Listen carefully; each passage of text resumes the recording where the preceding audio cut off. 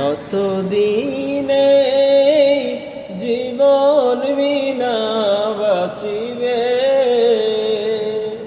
সুপথে চালাও, মাফ করে দাও আল্লাহ।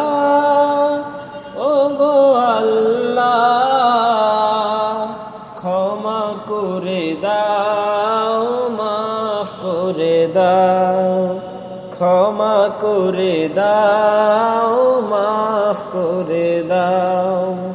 তোমাকে না দেখিয়া, নবীকে না চিনিয়া ঈমান এনেছি তবুও এই উসিলায় রহম দয়া বিলাও।